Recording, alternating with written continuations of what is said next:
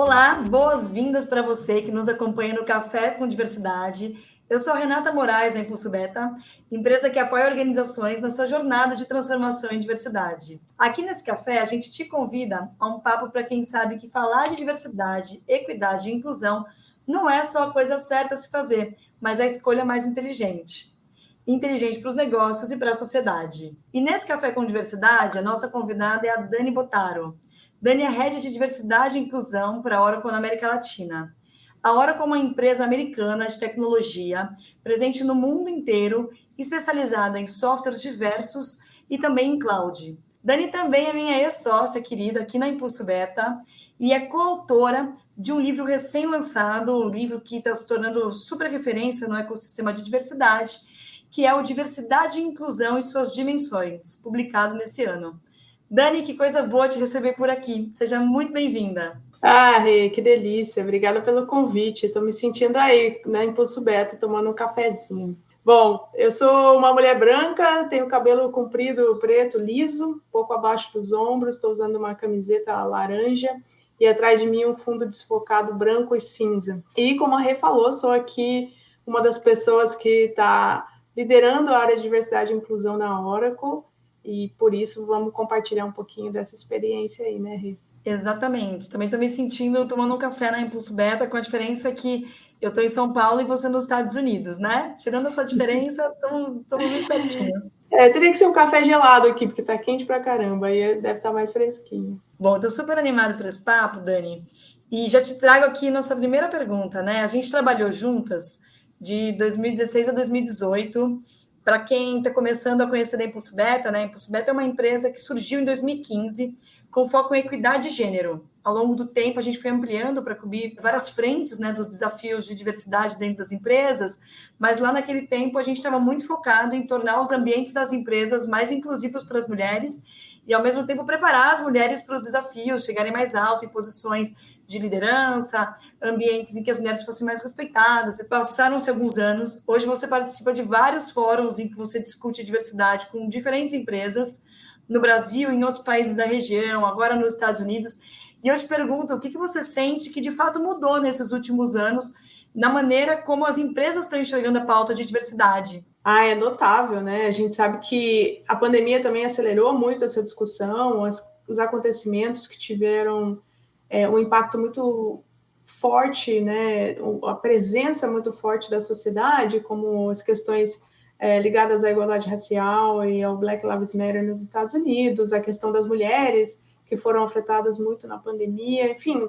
Mas eu acredito que o que mudou, se você me falasse lá em 2016, né, que as empresas iam te procurar, ao invés de você ter que dizer para elas que elas tinham um desafio pela frente, uma oportunidade de negócio pela frente, eu não acreditaria que seria tão rápido. Então, hoje, o que eu vejo é a maturidade das empresas em entenderem que diversidade, ESG, enfim, todos esses temas não são mais aquele tema bonitinho, fofinho que a gente faz para sair na rede interna da empresa, para as pessoas irem lá na sexta de manhã num café, num town hall, numa conversa informal. Hoje o que eu vejo é o assunto sendo levado a sério, muito ainda bottom-up, né? Porque as pessoas trazem esse tema para a mesa e cobram, levantam a mão, mas as empresas já estão com ele na mesa, então não tem mais essa catequização de porque a diversidade é bom. E o segundo ponto é a maturidade das pessoas que são as responsáveis por esse tema na empresa, seja elas uma parte do RH, uma parte de sustentabilidade, ou pessoas no cargo de CDO, né, que é o Chief Diversity Officer, sejam quem são as pessoas que estão lidando com esse assunto internamente, hoje elas têm uma maturidade muito maior do que a gente encontrava lá em 2016, quando a gente batia na porta das empresas e dizia, olha, tem um minuto para ouvir a palavra da diversidade, né, e a pessoa estava lá totalmente, tá bom, faz um negocinho aqui, faz uma coisinha ali, só para ter mais uma caixinha aí checada e mais uma coisa que a gente fez esse ano. Então, puxa, maturidade das empresas, maturidade das pessoas que cuidam do tema. Eu queria discutir como também surgiu um mercado, né, nisso. Porque, enfim, quando a gente estava começando lá atrás, existiam já pessoas que trabalhavam há algum tempo, mas eram muito poucas. pessoas de referência que tinham construído, né, sua trajetória nessa pauta, né, um Reinaldo Bugarelli, uma Cida Bento, pessoas que vinham até de uma atuação do movimento social, em alguns casos, né?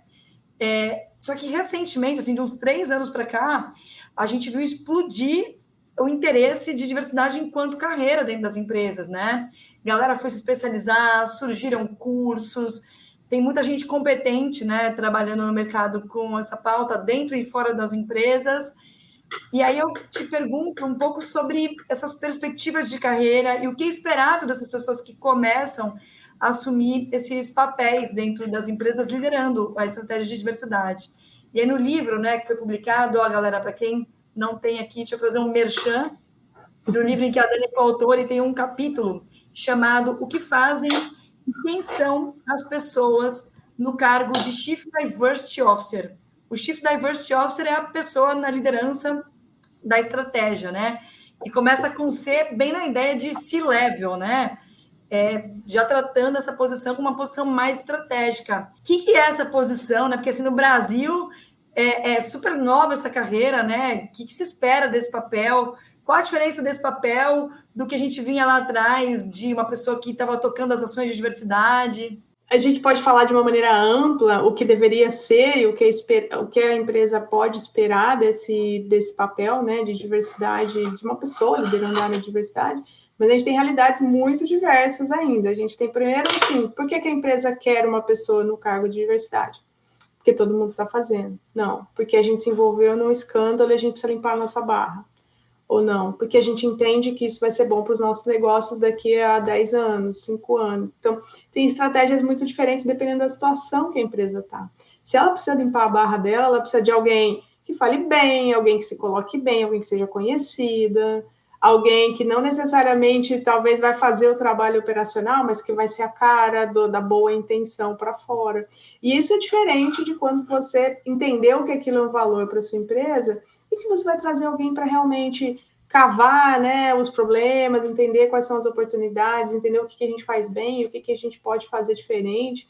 Então, é muito diferente, sabe, Rê? Começa já na intenção e no momento que a empresa está vivendo. A questão da senioridade dos profissionais, como as empresas começaram a contratar por diferentes razões, e eu não acho ruim, eu acho bom que as empresas, mesmo que elas não entendam ainda por que elas estão tendo a área de diversidade, elas querem ter, porque é importante, e as pessoas têm os grupos.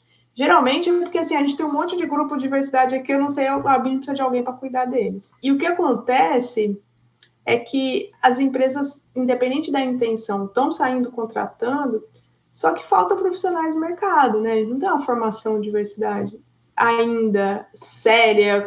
A gente tem alguns cursos de curta duração, a gente não tem uma graduação, enfim, até as pós-graduações ainda são de curta, né, duração e são muito pontuais, compartilhadas por profissionais que passaram por essa escola, porque nem tem muitos pesquisadores. Então, às vezes eu vejo assim, eu sou uma mulher lésbica, então vou falar sobre a causa LGBT. Então, sou agora speaker, influencer, dou treinamento sobre tudo da causa LGBT. Mas a minha vivência como mulher branca lésbica é muito diferente de uma pessoa trans negra, uma pessoa PCD gay, enfim. Como que eu abarco todo esse repertório, né, de vivências que existem aí?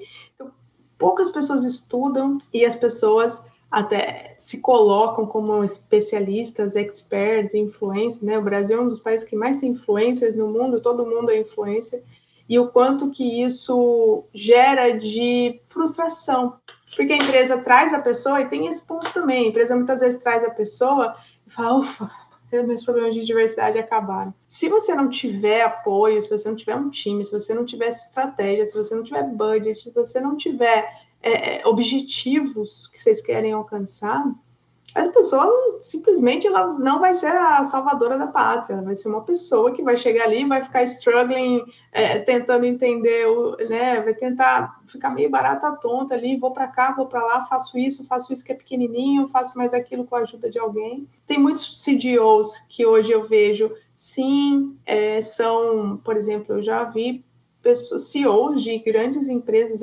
enormes empresas, entrevistando candidatos para a vaga de CDO. E já vi também as pessoas contratando alguém porque é influencer, porque escreve 3, 4 coisas por aí, ou aluga um estúdio de podcast para fazer um podcast, e aí depois é reconhecido como autoridade em diversidade e inclusão. Então, a questão é, o que as empresas estão alcançando nessa jornada? Seja pela figura que vai limpar a barra, seja pela pessoa que realmente vai construir. Porque as pessoas, elas querem muito, fez isso, aquele projeto, nós fizemos isso. Mas o que está por trás dos fogos de artifício, né? O que está por trás dos grandes projetos? Qual é a consistência das ações? Eu fiz um programa para mulheres hoje, daqui 3 anos eu faço outro?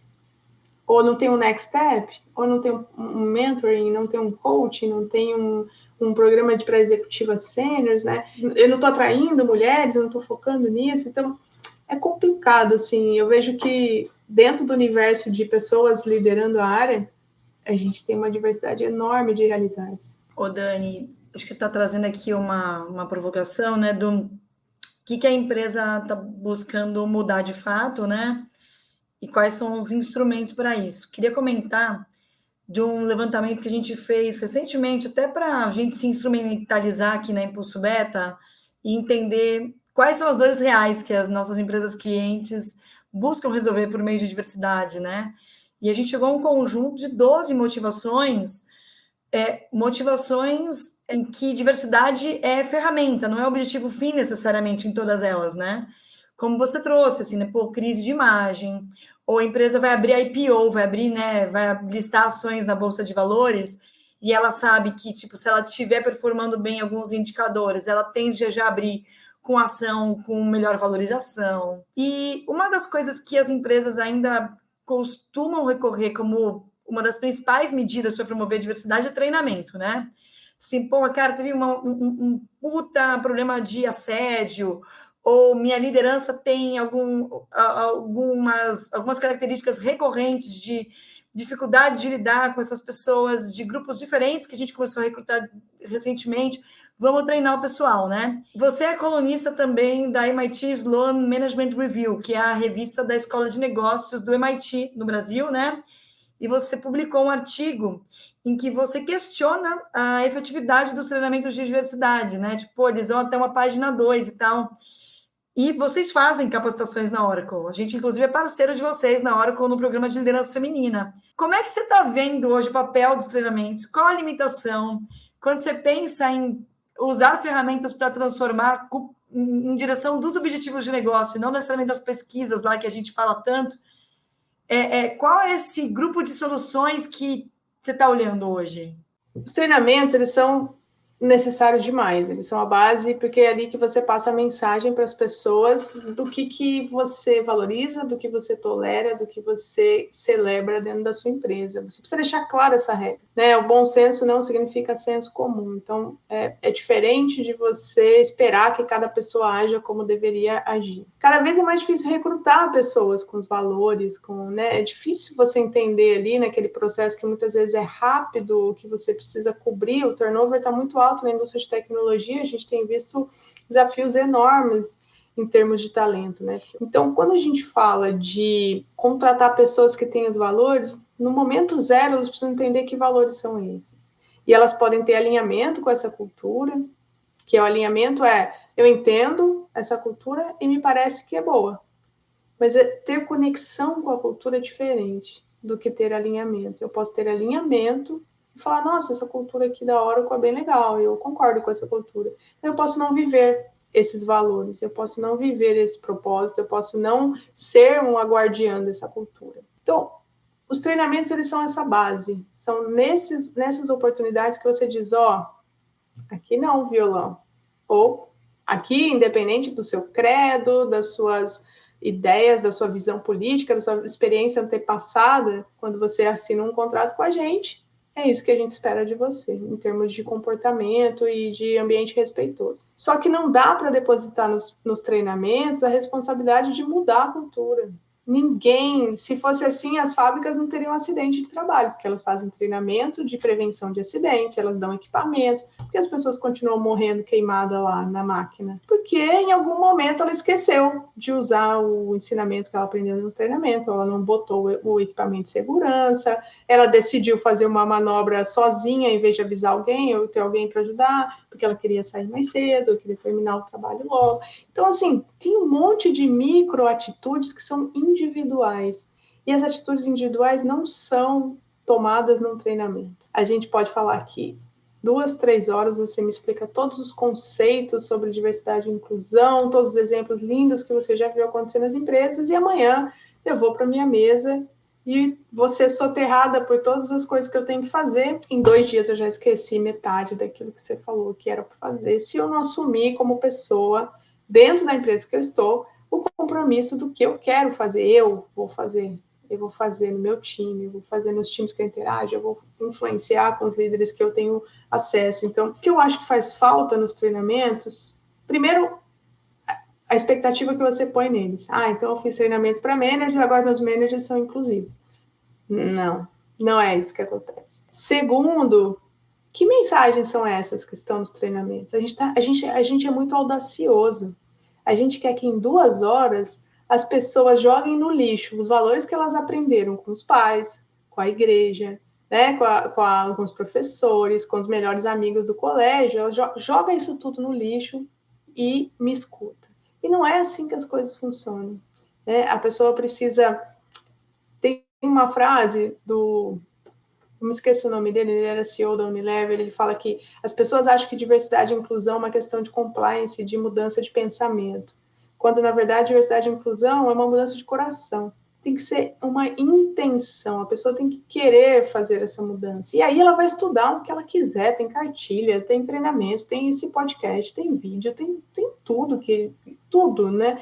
Conhecimento. Agora, o que faz a pessoa ir até a biblioteca para pegar um livro para ler? Ela tem que ter a motivação, ela tem que querer. O que me faz aprender algo mais? O que me faz motivar?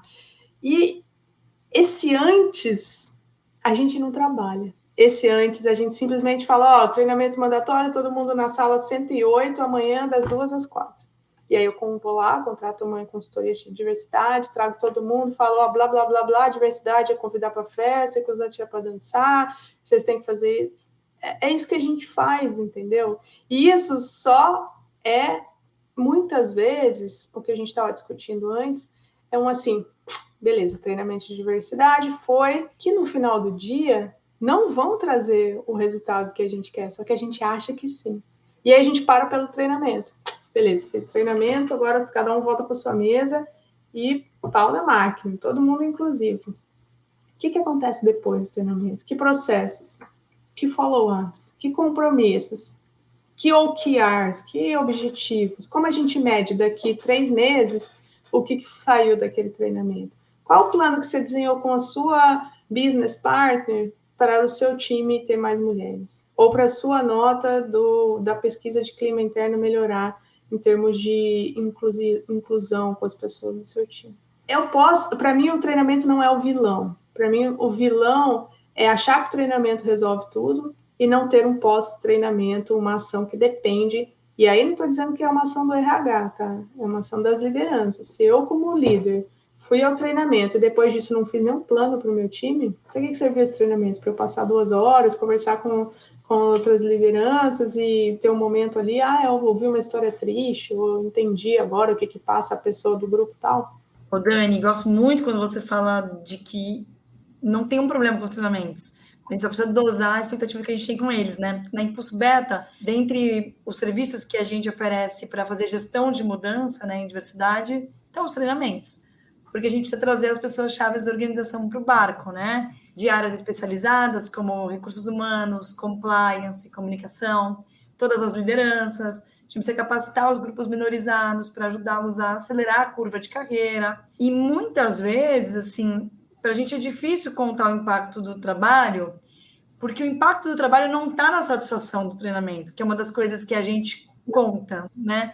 Muitas vezes você vai fazer uma capacitação com um grupo que está sendo resistente e a nota de satisfação que eles vão dar é baixíssima, porque eles saíram de lá putos da vida, eles saíram desconfortáveis, eles olharam para o espelho e não gostaram do que viram. Estão se sentindo lideranças pressionadas para entregar resultado de negócio, agora tem que ter meta de diversidade também, né? Então, a gente precisa saber que o treinamento em si, ele tem objetivos que estão dentro da estratégia como um todo, e que a estratégia como um todo ela é operacionalizada, inclusive, em sua maior parte, dentro de casa. Né? Os parceiros, eles complementam a sua estratégia, mas é dentro de casa que a gente mobiliza alguns dos recursos que você mencionou aqui, né? Você falou de OKRs, que é uma metodologia de gestão de resultado. Você falou de liderança e estabelecendo planos com seus times, né? Não, até um ponto aí que eu tenho visto, a gente tem treinamentos mandatórios na Oracle Global. 140 mil funcionários fazem o mesmo treinamento. E é legal, porque, assim, é uma mensagem clara. É isso que a gente espera. Mas tem um ponto que, para mim, funciona muito mais. Quando eu vou ter uma conversa com um time. Aquele time junto. Eu não estou mandando ninguém vir. O líder já tem a reunião lá, o forecast da semana, já tem a reunião de time semanal, e eu só vou lá como convidado e a gente bate um papo.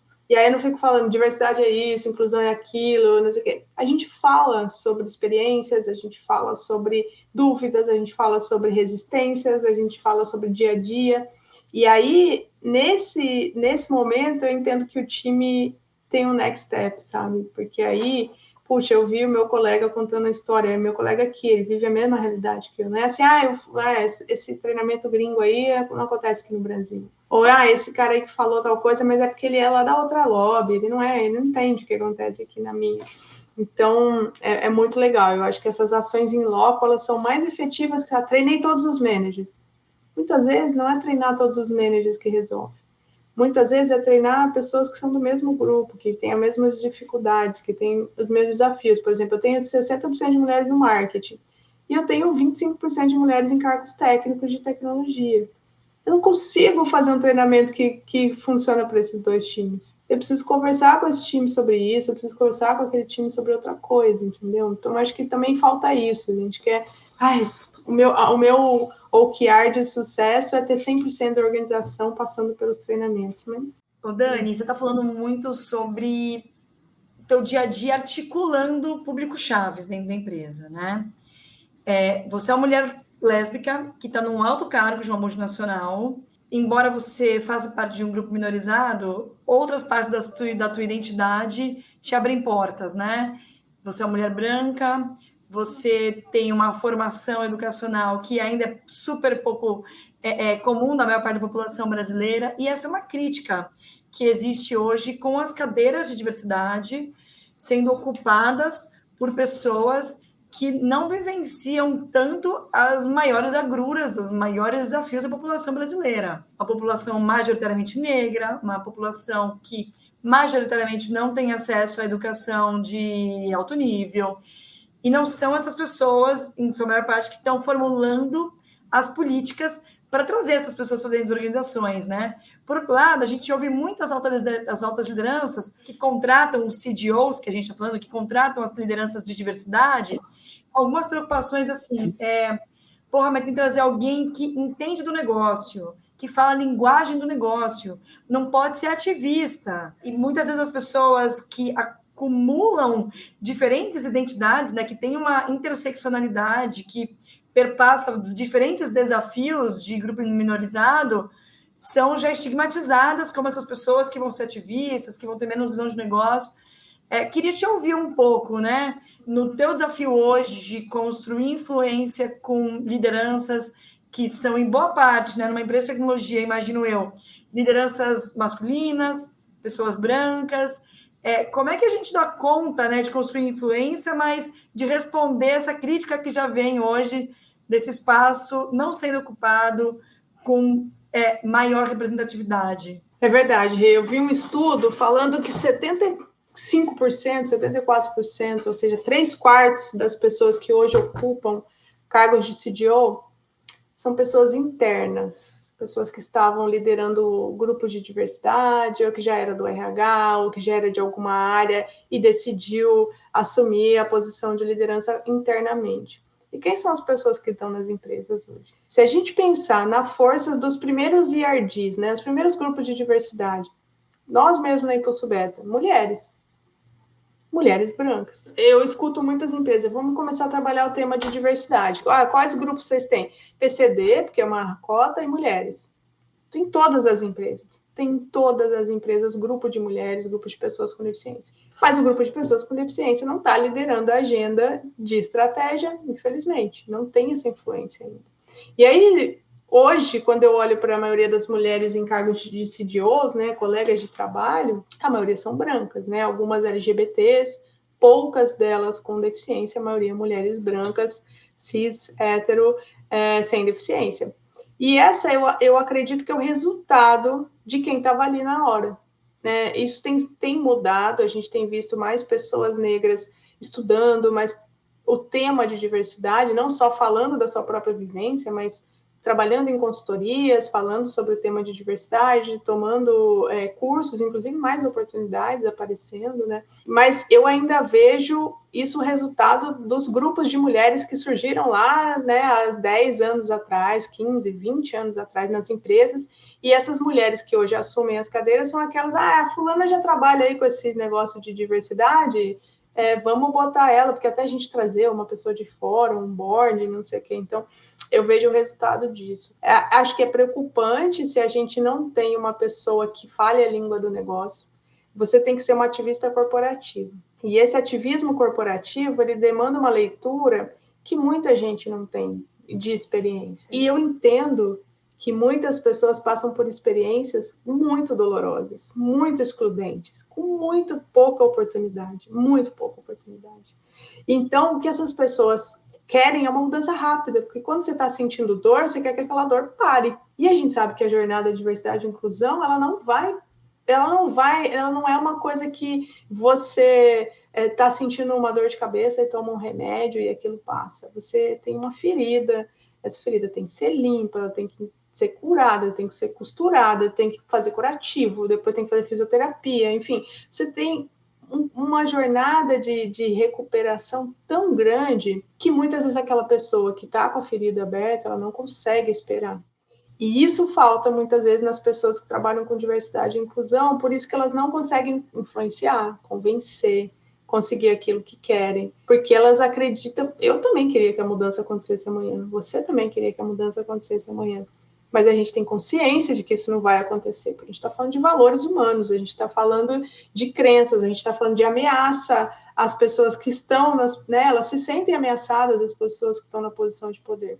Então, para mim, o ativismo corporativo, ele consegue navegar levando essas mudanças, entendendo que, às vezes, a mudança não vai ser no dia que você quer que mude. A questão é quanto você consegue ter resiliência para lidar com isso. Porque isso é uma coisa importante das lideranças de diversidade. Tem horas que as pessoas falam para você, não acredito que a gente tem uma líder de diversidade aqui na nossa empresa, e olha o que aconteceu com o fulaninho. E como se você pudesse estar presente em todas as situações que existem. Ou você falar assim, puxa, mas olha quem promoveram para a posição tal, um cara que veio de fora, que ninguém nem conhece, que não tem experiência, e a mulher que estava ali há X anos mostrando o trabalho. Então, eu acredito muito que essa configuração das pessoas no cargo de diversidade ainda está ligada às pessoas que já estavam, por isso que elas têm a linguagem, por isso que elas conhecem do negócio, por isso que elas conhecem as pessoas. E aí, quando você conhece as pessoas, você consegue ter mais influência, você consegue ter mais abertura, você consegue navegar pelos caminhos corporativos. Vamos aprovar esse budget, vamos aprovar esse treinamento, agora é hora de fazer isso, agora não é hora de falar disso, porque a pessoa já está ali dentro. E aí, a maioria, historicamente, são mulheres que estavam no RH ou que estavam liderando os grupos de mulheres nas empresas, e esse, para mim, é a principal razão do resultado que a gente tem hoje. Poxa, Dani, é super desafiador, né? Olhar para esse cenário e a gente se propor a, de fato, enxergar as limitações do que a gente está fazendo aqui, né? Porque é uma posição, né, de diversidade dentro das empresas que se propõe a romper o status quo, mas é um espaço que recebe mais abertura e simpatia quando você tem pessoas que já têm uma abertura de pontes mais fácil. E aí a gente também segue perpetuando na contratação para esses cargos as pessoas com quem, de partida, a gente fala, essa aqui tem mais a cara da empresa, né? Acho que esse é um desafio para a gente lidar, né? e talvez entender que, à medida que a gente vai ganhando mais maturidade dessa pauta nas empresas, a gente precisa trazer pessoas que venham para criticar o que estava sendo feito, né? Para chacoalhar mais as estruturas. E falando em limitação, dos desafios do dia a dia, eu queria muito te ouvir contando um pouco de coisas muito legais que você fez, você se orgulha pra caramba, e tropeços que você deu ao longo desse tempo, né? Você entrou na Oracle em meados de 2018, né? Assim que você saiu da Impulso Beta, com a visão de querer construir dentro das empresas que a gente atendia, querer mergulhar nesse desafio, ser dono do resultado fim dentro das empresas. E certamente você testou caminhos que não funcionaram, coisas que foram um sucesso até maior do que você esperava. Conta um pouco pra gente. Eu acho que a maior furada é achar que uma estratégia funciona para tudo. Primeira delas, né? Eu tenho 8 países na minha responsabilidade. Falar, Oracle América Latina. Não é uma Oracle só. Né? A própria Oracle do Brasil não é uma Oracle só. Então, a estratégia não é a mesma para todo mundo. Eu acabei de citar o exemplo do marketing da área de tecnologia. Totalmente, são duas realidades muito diferentes.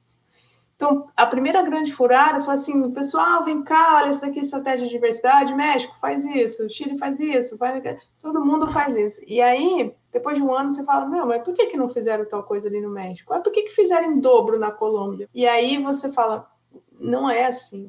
Tem todo um contexto cultural, tem todo um contexto da sociedade, tem todo um contexto de quem lidera aquele país, de como a pessoa dá o tom ou não dá o tom.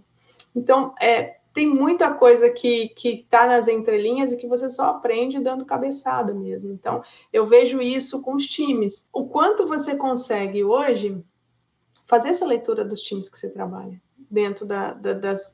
Porque você, por exemplo, como consultoria, como você conhece o time que você vai atender? Você vai fazer um treinamento para o time de tal.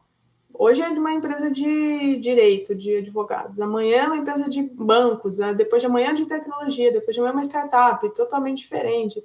Então, assim, agora a gente que está dentro das organizações, eu tenho uma leitura clara. Puxa, essa área aqui, por exemplo, é a área da galera que vende um produto que não é a Coca-Cola da Oracle. E essa galera pena mais, é uma galera que sofre, tem mais turnover, é uma galera que não bate cota, é uma galera que não se sente feliz. Né? Porque se você não está atingindo o seu resultado, não é só pela grana que você vai receber, você quer se sentir bem-sucedida, né? Você quer lá atingir o objetivo. Essa galera aqui é uma galera de um time que historicamente foi visto como um time secundário, um time que só resolve problema. Ou essa aqui é de operações, eles não aparecem muito sabe, eles são mais backstage. Ou senão essa aqui é a galera que vende a Coca-Cola da hora, vende cloud, ou vende isso, ou vende aquilo. Então é a galera que está na crista da onda. Então, se você fizer essa leitura do negócio, você entender quem são as pessoas que influenciam os times dentro dessas áreas, para mim, esse foi a grande virada de chave. Quando eu entendi quem eram os meus influenciadores do negócio, e trouxe esses influenciadores para perto de mim, eles fizeram um trabalho de influenciar outros. E isso é importante. Esse é o pulo do gato para mim foi entender que a gente tem 20% das pessoas que são aqueles que as pessoas seguem, que são naturalmente inspiradores e que falam e que acreditam, que vão motivar a fazer as pessoas irem na direção. A gente tem 60% das pessoas que seguem aqueles ali, não que elas não tenham senso crítico nem nada, mas elas têm um alinhamento fácil com o que aquelas pessoas estão falando, elas acreditam e bateu, acho que faz sentido o que aquele cara ou aquela mulher está falando e eu quero segui-lo. E a gente tem 20% que não vai mudar nunca, que já está petrificado. O que você precisa fazer é neutralizar essa galera para não influenciar ninguém desses 60%.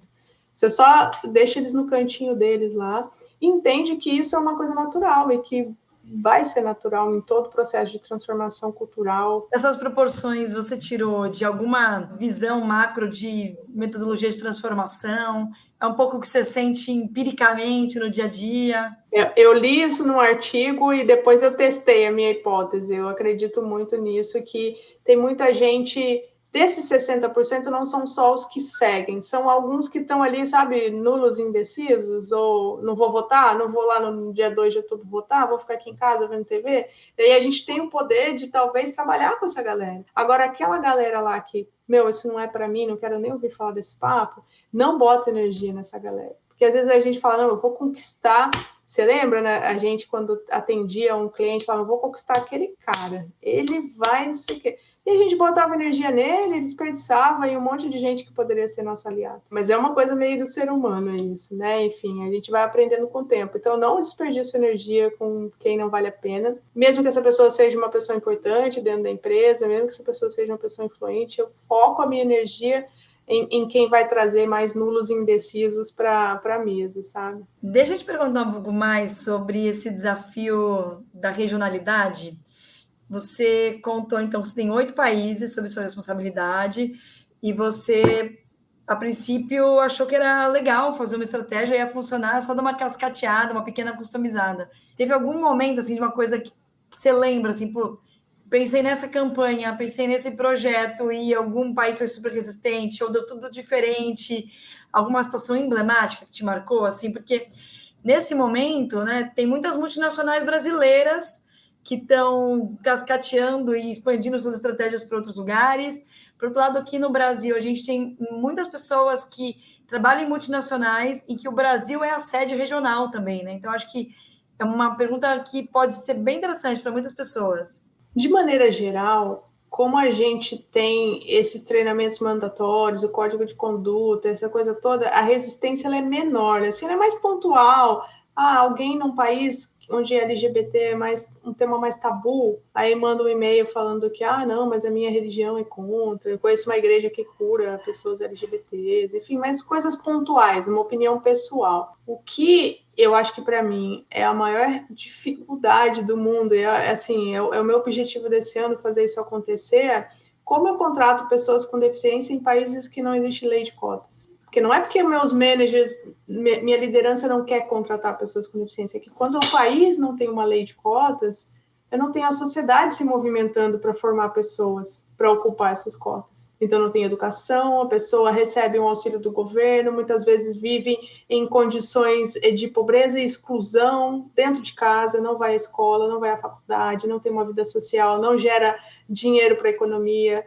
Enfim, ela não movimenta toda essa engrenagem que faz com que a gente tenha profissionais disponíveis para serem contratados. Então, nosso objetivo esse ano, por exemplo, é contratar pessoas com deficiência na Colômbia, no México e na Argentina, que são 3 grandes mercados da Oracle, e que não temos. Temos pessoas com deficiência, mas entraram numa vaga regular, né? Não tem um programa específico com pessoas ou que adquiriram uma deficiência depois, que entraram na Oracle, ou que já tinham uma deficiência e foram contratados independente disso. Mas hoje eu tenho mais de 100 funcionários com deficiência no Brasil, 15 no Uruguai. Eu tenho os países que têm cotas, eu consigo chegar nos talentos. Que eu consigo chegar num talento com deficiência na Colômbia. Então, hoje, o nosso papel como empresa é ir além da porta de entrada. Eu preciso fazer um papel de formação, eu preciso fazer um papel de educação, um papel de trazer pessoas para dentro do tema, o papel de formação interna da liderança, isso é muito mais fácil, porque como os nossos times são interpaíses, eu tenho alguém na Argentina, eu tenho alguém no meu time no México, então muitos managers do México já têm pessoas com deficiência no seu time, porque são pessoas do Brasil, ou do Chile, ou do Peru, e a mesma coisa para Colômbia e Argentina. Só que eles não têm pessoas no próprio país que você anda no escritório e vê pessoas com deficiência. Então, esse aí é um grande desafio regional e que eu converso com muitas pessoas, e mesmo os países que têm cota, tá? Não estou dizendo que é fácil. O Uruguai tem 2 anos que implementou a cota, e é uma escassez de mão de obra fenomenal, assim. E não estou falando de pessoas para desenvolver tecnologia, estou falando de uma pessoa para trabalhar no RH. O quanto a gente ainda está lutando para ter pessoas inseridas na sociedade, né?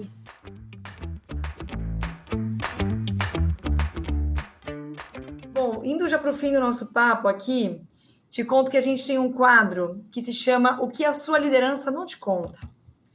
E nesse quadro, a gente sempre convida as pessoas a compartilharem alguma história que tenha sido, no mínimo, peculiar aí que você tenha vivido na sua trajetória profissional.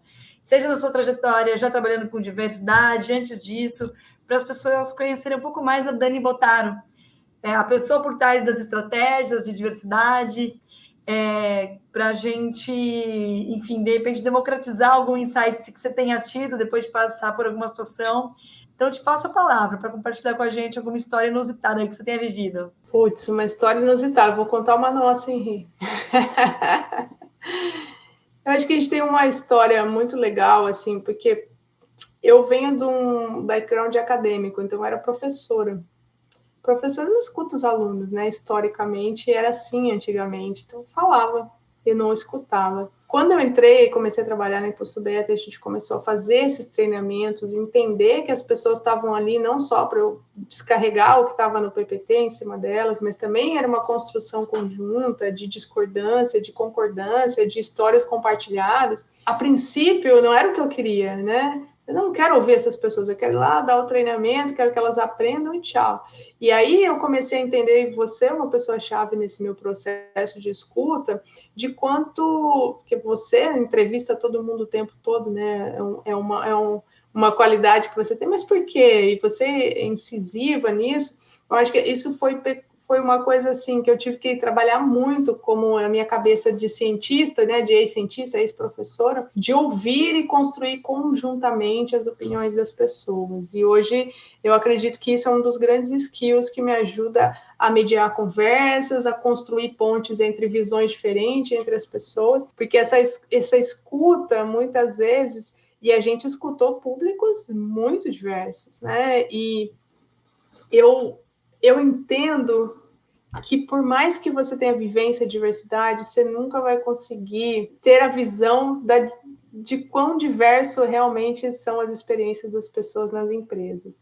Eu me lembro uma vez que a gente foi visitar uma usina no interior de São Paulo, fazer uma pesquisa, um diagnóstico, e foi tão bacana, porque a empresa convidou realmente as pessoas que a gente sorteou lá por uma metodologia de estatística, e as pessoas foram escutadas de diferentes posições da empresa. E aí tinha uma senhora que ela ia responder, era um questionário, nem me lembro quantas perguntas eu tinha que responder, e era uma senhora, ela estava muito bem vestida, muito arrumada, né, e ela estava com papel na mão, e em algum momento ela pediu ajuda para responder, porque tinha umas perguntas que talvez ela não soubesse responder, e a gente deu uma ajuda pontual, depois a gente descobriu que era uma senhora que não sabia ler.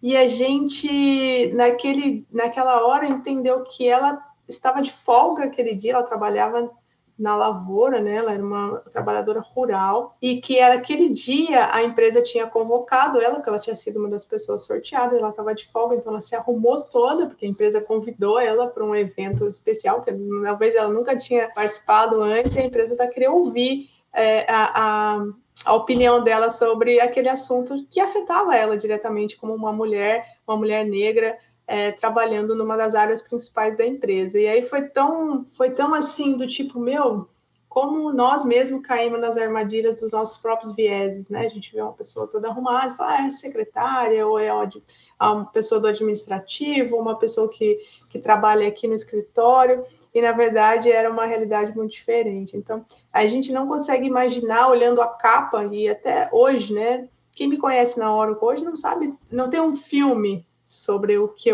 quem eu sou. Tem uma fotografia de mim, das coisas que eu falo, faço, o que eu escrevo, enfim. Então, isso é uma dos aprendizados mais fortes. Primeiro, escutar e construir conjuntamente o conceito, e não simplesmente dizer. E outra, que a gente nunca, não tem a ambição de que a gente sempre vai entender todas as diversidades possíveis, que isso é impossível. Dani, que coisa gostosa ver essa história. Viajei no tempo aqui, lembrando daquela experiência. Eu lembro, queria adicionar aqui, né, nessa da gente desconstruir nossas premissas, né, que quando a gente foi fazer esse trabalho nessa usina, a gente foi fazer um diagnóstico e a gente partiu da premissa de que era óbvio que todo mundo sabia ler e escrever. E a gente nem perguntou isso no planejamento.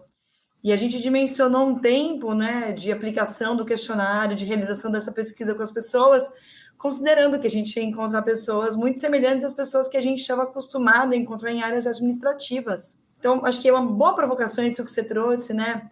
Da gente que trabalha com diversidade, nunca se colocar no pedestal de, porque eu, pessoa alecrim dourado, livro dos vieses, né? Eu não tenho tabus, eu já estou muito versado, enfim. Algumas coisas são premissas que a gente nem consegue questionar, porque no mundo em que de onde a gente vem, são padrão, né? A gente nem questiona as pessoas que trabalham hoje, você no teu papel, eu no meu, que, poxa, tem gente que não sabe ler e escrever ainda hoje. E essas pessoas, a gente vai lidar com elas no processo, a gente precisa promover acessibilidade para elas, e a gente precisa pensar sobre isso num processo de engajamento dentro de uma empresa, né? Acho que é um bom tapa na cara para a gente nunca achar que a gente está sendo a pessoa inclusiva, a gente conseguiu, né, avançar na fronteira do conhecimento ou da moral, da Já vimos de tudo, não vimos de tudo ainda. Vimos, tem muita coisa. Dani, foi uma delícia esse papo. Eu adorei, eu adoro sempre estar com você. Obrigada por sempre dedicar tempo para participar das ações do Impulso Beta. Foi, como sempre, um daqueles papos que eu saio aprendendo um monte e me divertindo mais ainda. Eu adoro você, eu admiro muito você. Então, que privilégio para mim e para todo mundo que nos ouviu aqui poder ter esse tempinho de papo contigo. Rê, eu que agradeço. Eu sempre me sinto em casa aqui. É muito bom. Enfim, muitas vezes eu vejo essas situações que a gente já passou na Impulso Beta, seja lá Faria Lima ou lá no interior de Goiás, eu vejo acontecendo de novo e eu trago a experiência de tudo que eu aprendi. E o quanto isso tudo ainda tem muita coisa sem resposta, tem muita coisa tentativa e erro, tem muita coisa que a gente vai construindo e essa troca ela é fundamental. Um prazerzaço estar aqui. Eu também adoro você e aprendo sempre, sempre, sempre. Bom, fofuras à parte, vou agradecer a todo mundo que está aqui com a gente. Super obrigada para você que acompanhou o nosso papo até aqui. O Café com Diversidade é uma iniciativa da Impulso Beta. E se você trabalha numa empresa que busca ser mais diversa, mais inclusiva, vem dar aqui uma olhada em como a gente pode te ajudar. Para nos conhecer, você pode seguir a gente nas redes sociais, sempre pelo @ImpulsoBeta ou no www.impulsobeta.com.br. Até o próximo episódio. Um grande abraço para você. Gente, obrigada aí pela audiência. Se quiser se conectar comigo, me procura aí no LinkedIn. Adoro trocar ideias sobre diversidade. De novo, obrigada, Impulso Beta. Valeu, Rê. Tchau e até a próxima.